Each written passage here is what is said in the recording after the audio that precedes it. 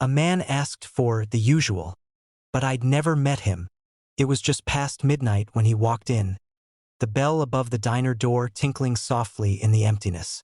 The fluorescent lights flickered overhead, casting pale shadows across the Formica counters and vinyl booths. The hum of the refrigerator behind the counter and the steady hiss of the coffee machine formed a low, almost comforting drone, a background I had learned to rely on during slow nights. Outside, the streetlights flickered on the wet asphalt, the faint smell of rain and gasoline drifting through the cracked doorframe.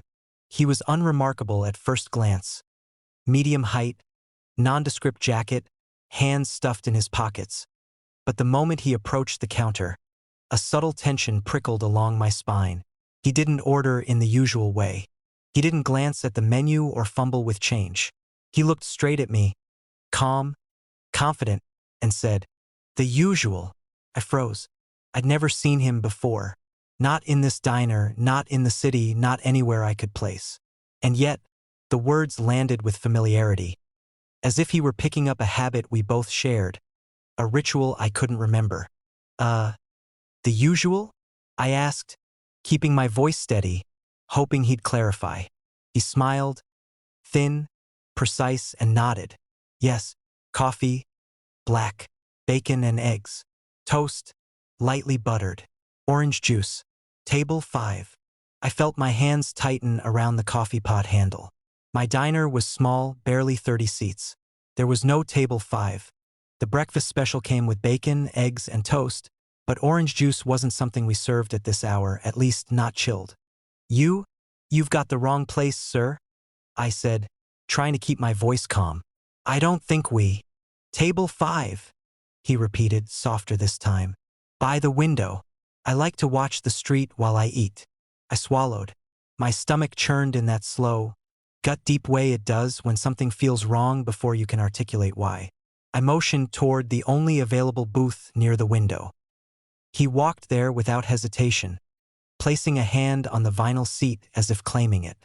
I poured the coffee, black, setting it in front of him.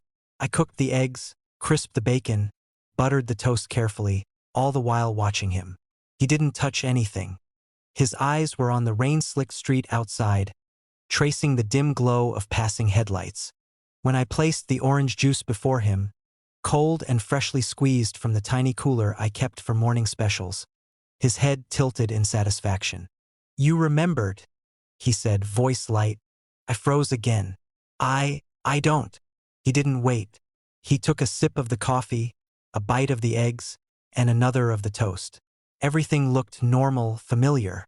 The satisfaction on his face suggested routine, a ritual I had somehow forgotten. The first time I glimpsed it, I thought it was imagination. The second time, it was undeniable. A receipt sat tucked under the sugar caddy. My handwriting on it, today's date, listed the exact same order he had just eaten. But the printer hadn't spit it out. The transaction hadn't happened. I checked the cameras above the counter, the small grainy feeds that looped in 30-second intervals. There he was, entering the diner, sitting down, ordering, eating, leaving. Again and again, each iteration identical, each frame recorded in our timeline yet somehow erased. "Excuse me," I said, trying to maintain composure. "Sir, I don't know how you've served me before," he interrupted without turning. "Don't you remember?" I shook my head, too quickly. My pulse hammered in my temples. I haven't. This is the first time." He finally looked at me then, eyes sharp, almost calculating. "The first in this world, maybe, but not the first. Not the first in any world you'll remember." The lights above flickered, hard, strobing briefly, and I blinked.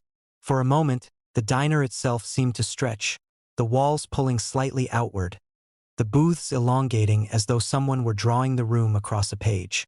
My tray of eggs jiggled on the counter as if held in invisible hands. I backed away. "I don't understand."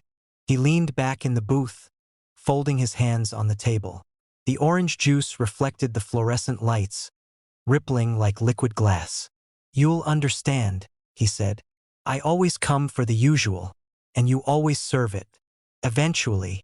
I felt a flicker in the air, like static electricity before a storm. The diner smelled different. Coffee still, but mingled with wet asphalt and faintly iron. A chill brushed the back of my neck, and the window he sat by seemed to darken. The rain outside now a dense wall, sheets of water moving sideways in impossible directions. I thought I heard footsteps outside, slow and deliberate, though the lot was empty when I risked a glance. I tried to call for help. The phone didn't work. No dial tone. My cell displayed no service, though it had full bars 10 minutes earlier. The lights flickered again, this time more aggressively, throwing shadows across the linoleum in sharp angles. Each time I moved, the shadows lagged slightly behind me, creating shapes that weren't quite mine. I tried to take a step toward the door, to leave, to break the pattern, but the diner resisted. My legs felt heavy, weighted. The man watched me calmly, unflinching. His coffee cup reflected the overhead lights as if the world itself had slowed inside its surface. "You always leave eventually," he said, "but never for long." The air grew warmer, thick, charged. Time warped in the room.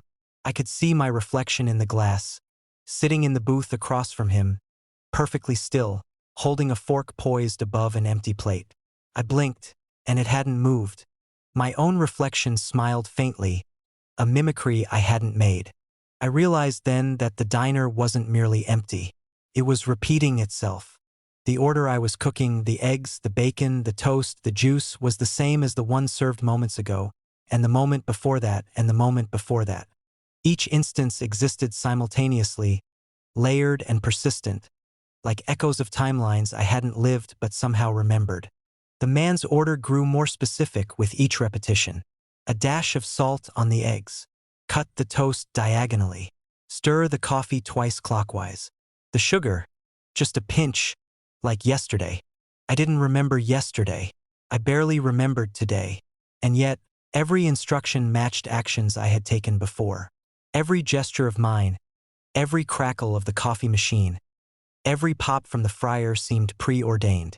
My hands shook as I plated his breakfast again.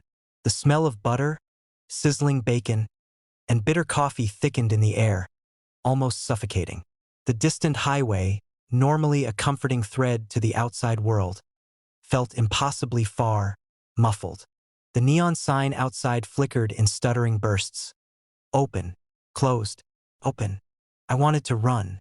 I wanted to smash the plates, the cups, the entire counter, and escape. But the man, always calm, watched me unbothered.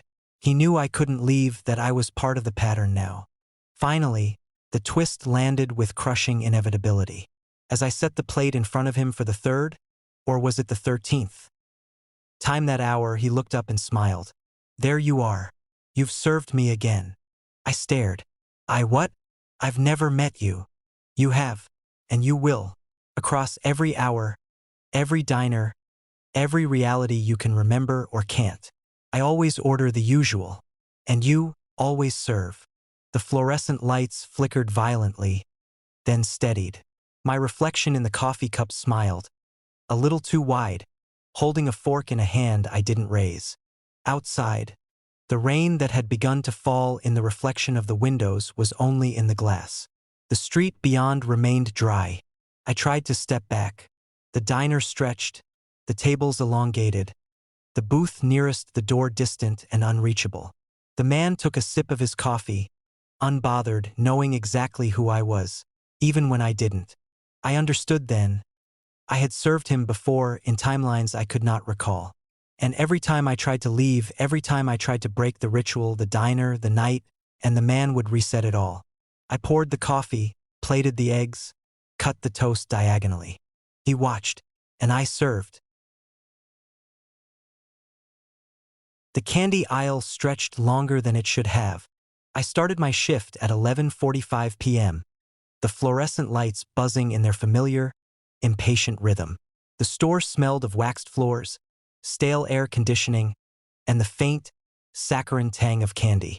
Most nights were quiet, the sort of quiet that clung to your clothes and hair, a low hum of fluorescence and refrigerators humming in the back. Tonight was different. I didn't know it yet, but it would be. I was restocking the candy aisle, moving packs of gum and chocolate bars from the stockroom to the shelves, when I noticed something odd. A corner of the aisle seemed farther than it should have been. The end of the row, where the display for seasonal chocolate usually ended, wasn't there. In its place, the shelves continued, stretching beyond my line of sight, disappearing into a dim, flickering distance. I blinked, shaking my head. The store was small, one of those aging convenience places where the aisles barely fit a cart. There was no way the candy could extend past the frozen section, yet that is what it looked like. I stepped forward, the vinyl soles of my shoes squeaking against the polished floor. Each step seemed to stretch time slightly, the click and squeak echoing longer than it should. The overhead lights flickered above me in irregular pulses, casting elongated shadows across the floor. I reached to straighten a pack of chocolate bars on the shelf, and realized I had been holding it for longer than I could remember. My wrist ached with the effort of simply holding it, though the bars weren't heavy. The aisle stretched farther. I took another step, and another. The light at the far end dimmed, flickering against what looked like the familiar orange glow of the checkout area. But it wasn't. It was wrong. The ceiling seemed higher, the shelves taller. The aisle narrowed and widened as I walked, as if the store itself were breathing, inhaling and exhaling in slow, deliberate pulses. I glanced back. The entrance I had come through, the candy display near the cooler, the register beyond, had shifted. The shelves there were slightly different, the colors of wrappers altered subtly. Nothing about the change was overt, but the distortion was enough to make me dizzy, to make the floor feel soft under my feet. I tried calling out to anyone. My manager, a coworker, a customer. But my voice felt swallowed by the fluorescent buzz, dampened as if the air itself had thickened. The candy wrappers rustled faintly in response, sliding along the shelves without touch. I jerked my head, but the aisle remained empty. The rustle came again, somewhere behind me, though when I turned, the shelves were still. I pressed on. Each step felt heavier, though my legs didn't tire. The fluorescent lights overhead pulsed in strange patterns. Shadows pooled and shifted in ways that didn't match their sources. A display of gummy bears seemed to stretch, the jars reflecting warped versions of my face. Faces with eyes too large, smiles too wide. The aisle narrowed abruptly, then widened, curving around corners I knew didn't exist. I could see the reflection of the front doors in the glossy chocolate wrappers, but they were wrong. A car was parked in the lot that hadn't been there, its headlights off. Rain streaked the glass in vertical lines that didn't match the downpour outside. I stumbled, gripping the shelf. The smell of candy, normally sweet and comforting, had become cloying, sour, almost metallic. My pulse drummed in my ears. I tried to measure my steps, counting them in my head, trying to find some consistency, some proof that the aisle was finite. But the numbers climbed endlessly, my mind tripping over its own rhythm. I noticed the time on my phone, 12:17 a.m. I looked again 20 minutes later, still 12:17. The clock on the wall above the checkout glowed 12:17 as well. Even my breathing felt stretched, like the night itself had slowed. Somewhere far ahead, I heard a faint scraping. A cartwheel, perhaps, or something dragging across the floor. I stopped. The sound echoed endlessly down the aisle.